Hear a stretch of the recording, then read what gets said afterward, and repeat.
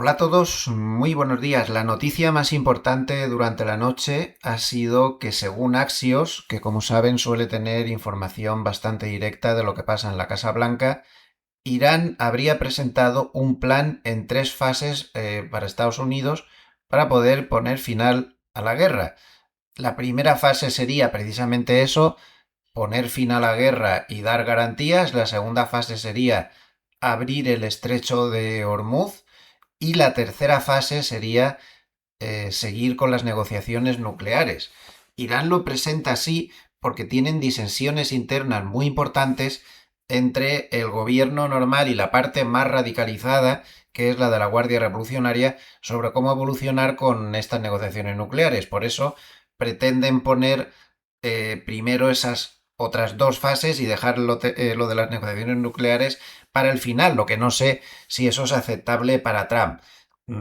Por las cosas que ha dicho parece que no, pero esto ha servido para tranquilizar a las bolsas, aunque no al petróleo, que sigue subiendo el 1,78%, aunque antes de esta noticia pues subía más en los derivados de fin de semana.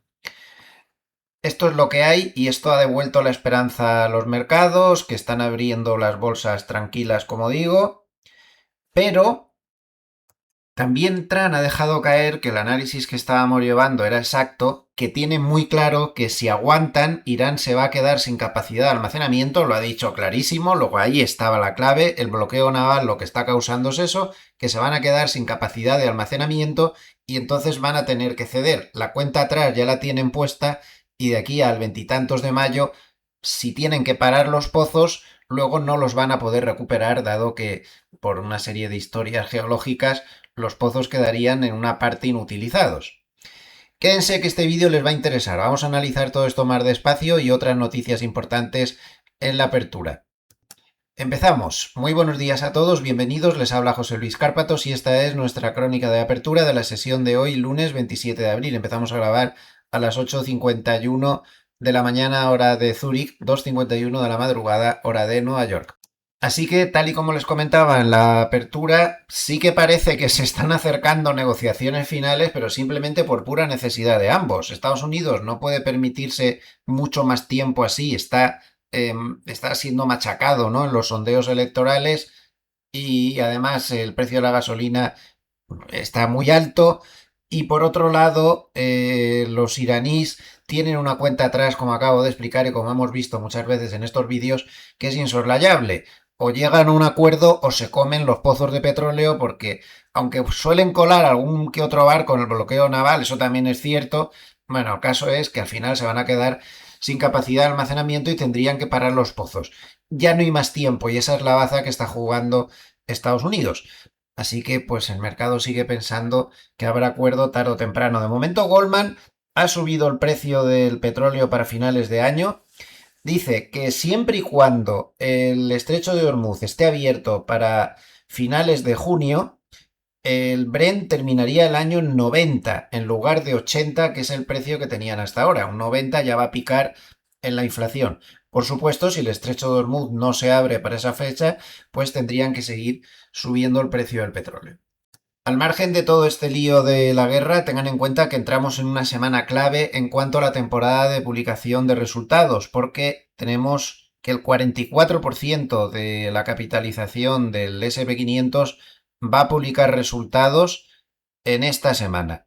Y ojo, porque tenemos un super miércoles donde publicarán Microsoft, Google, Amazon y Meta, nada menos, y el jueves publicará Apple.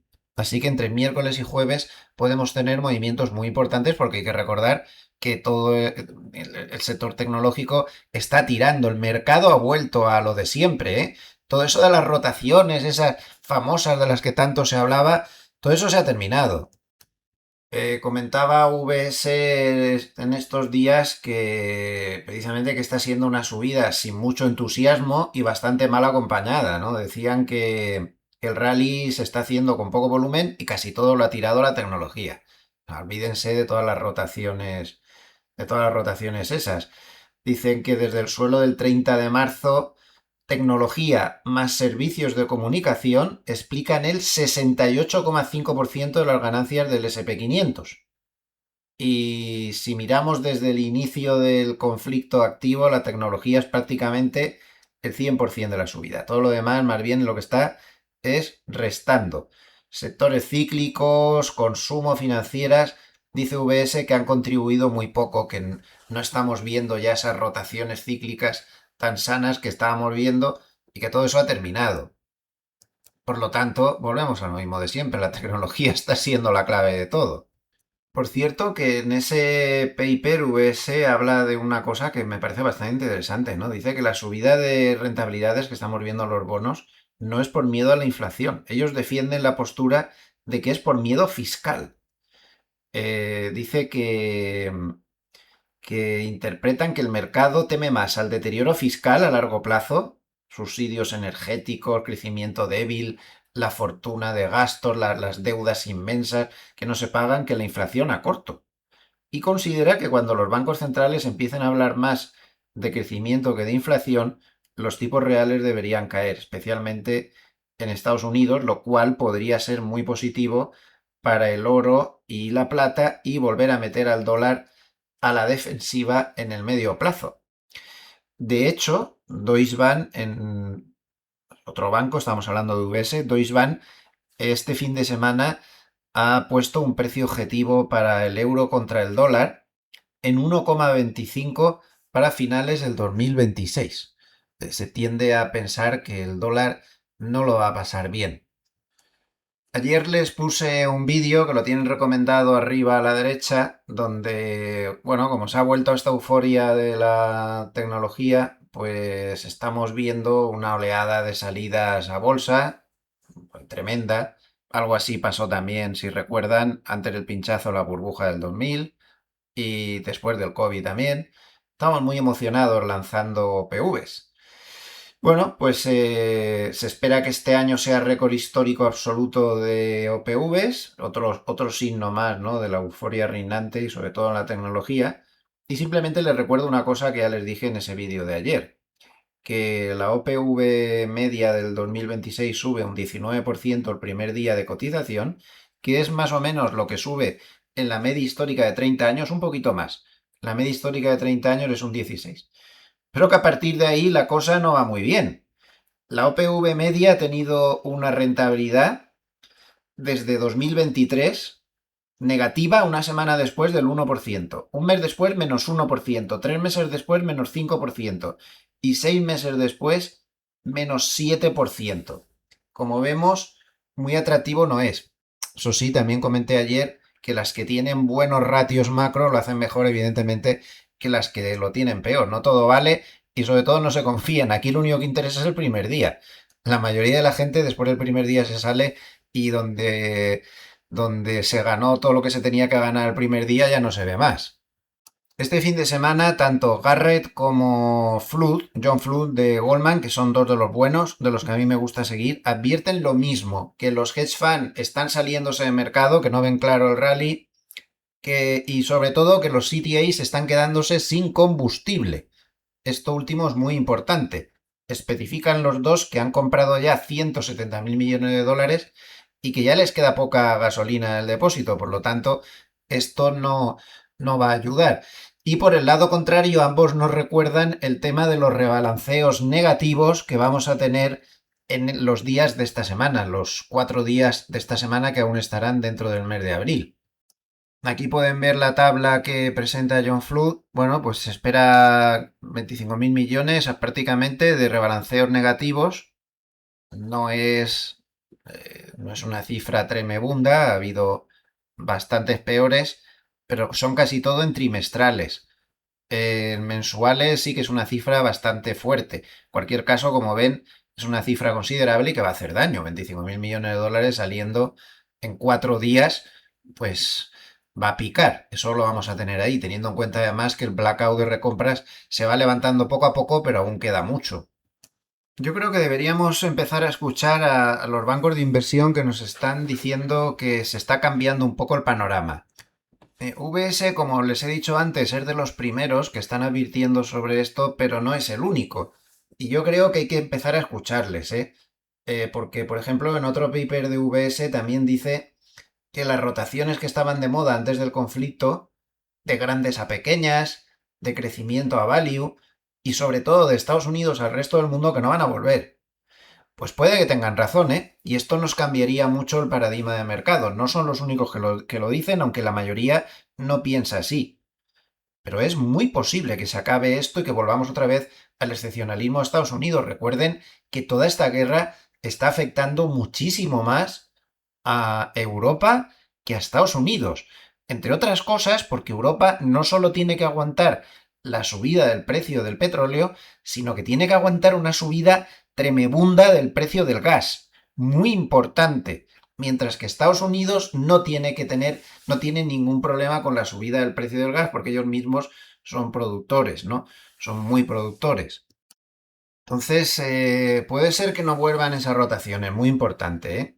VS en concreto cree que con esta cierta presión inflacionista que hay al alza por la guerra y con un consumidor que está un poco mosca, pues que esto va a reforzar el dominio de la tecnología, de la gran capitalización, del crecimiento y de la calidad, vamos, lo que había antes. Y van a reforzar sobre todo el dominio de Estados Unidos sobre otras regiones. Pues pueden que tengan razón, estén atentos a esto. La noche en Asia ha sido mixta porque el Nikkei ha vuelto a subir el 1,76%, pero la bolsa china se ha quedado más atrás. Bueno, mixta no, ha subido también, pero mucho menos, más 0,21%. La rentabilidad del bono americano a 10 años se tensa un poco hasta el 4,32%. Vamos a repasar el tablero.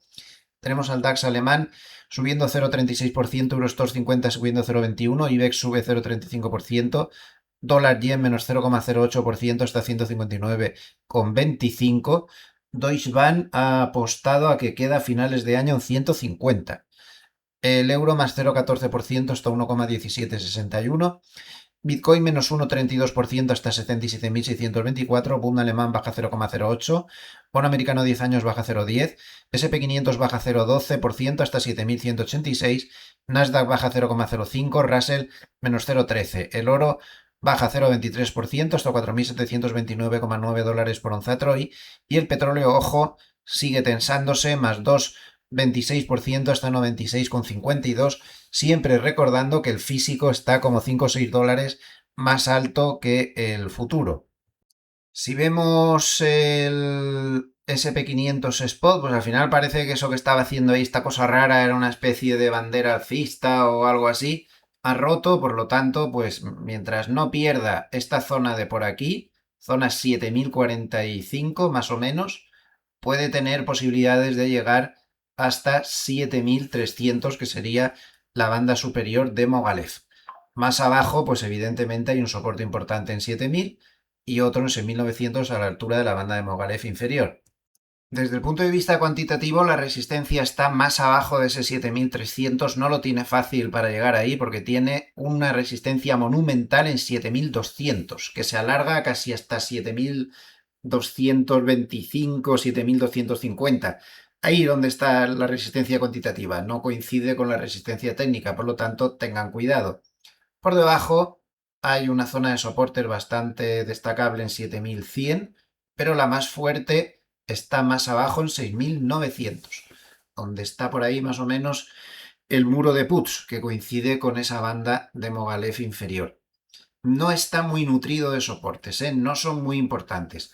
Si le diera por bajar hasta esa zona del 6900, no lo tiene demasiado difícil, quitado el nivel de soporte psicológico del 7000, que eso siempre pesa.